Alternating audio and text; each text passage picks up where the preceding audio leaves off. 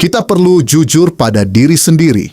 Menurutnya, minat warga untuk menjadi ketua RT dan ketua RW bukan sekadar persoalan kurangnya calon.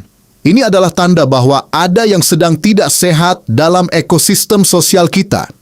RT dan RW adalah fondasi paling bawah dalam struktur kemasyarakatan.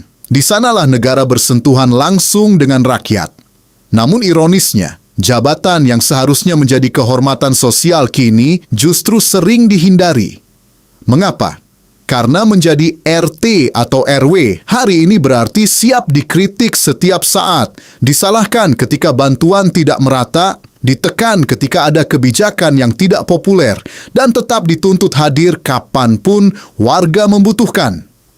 Mereka menjadi tameng paling depan, tetapi seringkali berdiri sendirian. Kita hidup di era di mana tuntutan tinggi tetapi empati rendah. Warga ingin pelayanan cepat, bantuan tepat, keputusan adil, namun lupa bahwa RT dan RW bukan pejabat bergaji besar dengan fasilitas lengkap. Mereka adalah bagian dari warga itu sendiri. Mereka bekerja dengan keterbatasan, sering tanpa penghargaan yang layak. Lebih jauh lagi, kita perlu berani mengakui budaya kritik kita seringkali tidak diimbangi dengan budaya partisipasi. Banyak yang vokal saat ada kekurangan, namun sunyi ketika diminta ikut memikul tanggung jawab. Banyak yang menuntut transparansi, namun enggan hadir dalam musyawarah.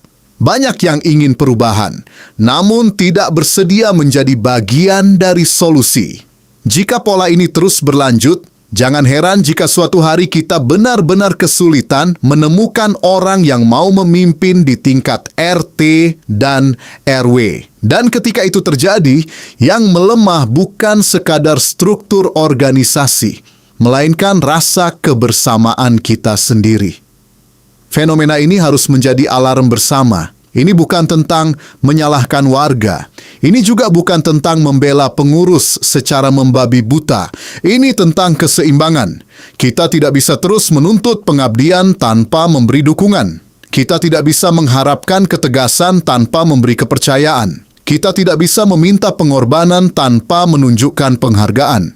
Jika jabatan RT dan RW terus dipersepsikan sebagai posisi yang lebih banyak risikonya daripada kehormatannya, maka cepat atau lambat semangat pengabdian akan surut.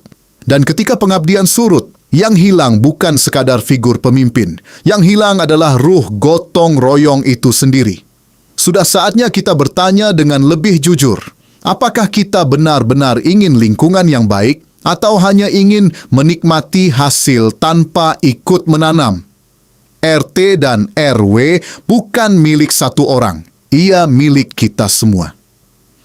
Jika hari ini semakin sedikit yang mau maju, mungkin bukan karena tidak ada orang yang mampu. Mungkin karena lingkungan sosial kita belum cukup ramah bagi mereka yang bersedia mengabdi. Inilah saatnya memperbaiki budaya bersama, sebelum kita benar-benar kehilangan orang-orang yang masih mau berdiri di depan untuk kepentingan kita semua.